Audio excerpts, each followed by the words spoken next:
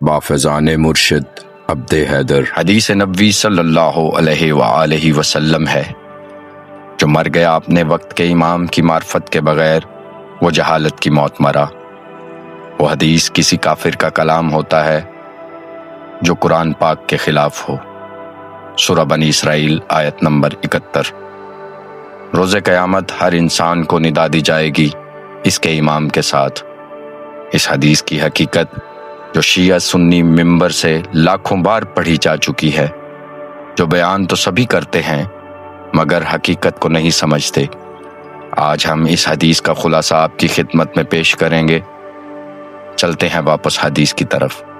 جو مر گیا اپنے امام کی معرفت کے بغیر وہ جہالت کی موت مرا۔ جو سے مراد یہاں صرف مسلمان یا مومن نہیں بلکہ کل خلقت انسان ہے، وہ چاہے کسی مذہب، قوم، قبیلہ یا کسی بھی فرقے کا ہو۔ یہ حدیث ہر انسان کے لیے یکساں برابر بیان فرمائی گئی ہے، اور آیت میں بھی ہر انسان کا کہا گیا ہے، نہ کہ کسی مومن یا مسلمان کا۔ معرفت امام کے لیے پڑھا لکھا ہونا لازم نہیں، اور نہ ہی کسی مذہب، قوم، قبیلے اور فرقے کی کوئی قید ہے۔ ہر انسان کو ان کی طلب ہونی چاہیے۔ معرفت امام کو ہی اسلام کا سب سے پہلا عمل قرار دیا گیا ہے۔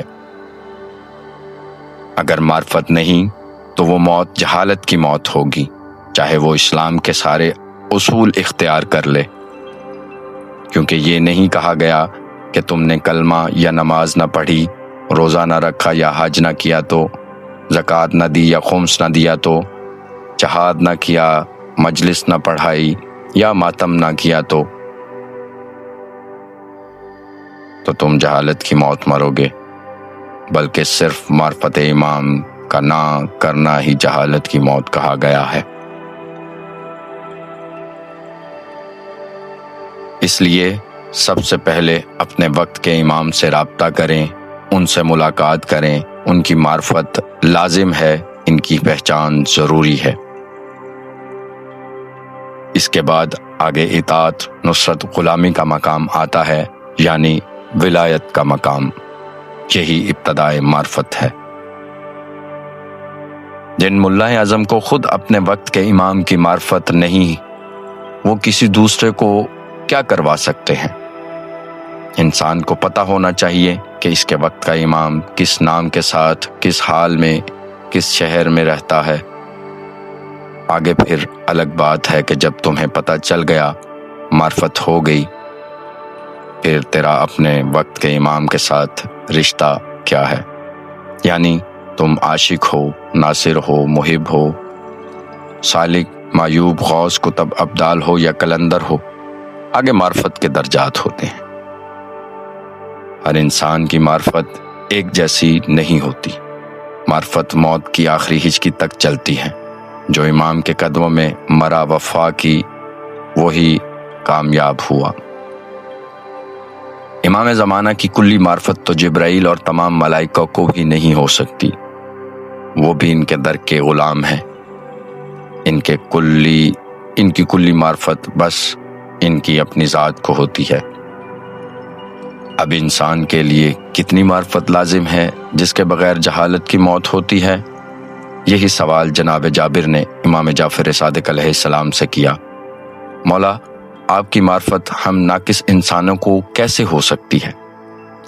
امام نے فرمایا، اگر رسول خدا صلی اللہ علیہ وآلہ وسلم نے فرمایا ہے تو ہو سکتی ہے۔ امام نے کہا، جابر تو نے گھر میں کوئی جانور پالا ہے؟ جابر نے کہا، ہاں مولا، 4 بکریاں ہیں، 1 کتا۔ امام نے کہا، جب تم گھر جاتے ہو تو تیرے پالتو جانور تیرے ساتھ کیا رویہ اختیار کرتے ہیں، کیا سلوک کرتے ہیں؟ جابر نے کہا، مولا جب میں گھر جاتا ہوں میرا کتا میرے پاؤں چومتا ہے، میرے آگے پیچھے خوشی سے گھومتا ہے۔ جب میں سو جاتا ہوں تو میرے گھر کا پہرا دیتا ہے۔ امام نے کہا، جابر وہ سبھی لوگوں کے ساتھ ایسا ہی کرتا ہے؟ جابر نے کہا، نہ مولا، دوسرے لوگوں کے اوپر بھونکتا ہے، کبھی کبھار تو کاٹ بھی لیتا ہے۔ امام نے کہا، جابر وہ تیرے ساتھ ایسا کیوں کرتا ہے؟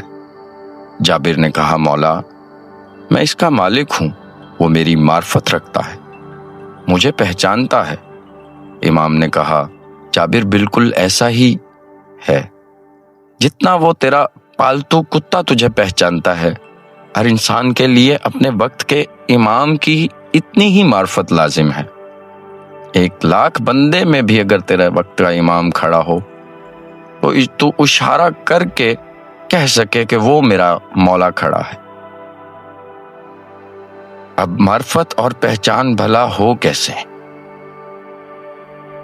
اپنی تنہائی میں پکاریں اپنے وقت کے امام کو، حجت خدا، خلیفۃ الرحمن، الہی نمائندے کو، معصوم ہادی اولی الامر کو اپنی ہدایت کے لیے پکاریں۔ آپ پکاریں گے تو امام زمانہ ضرور ہدایت فرمائیں گے۔ والسلام۔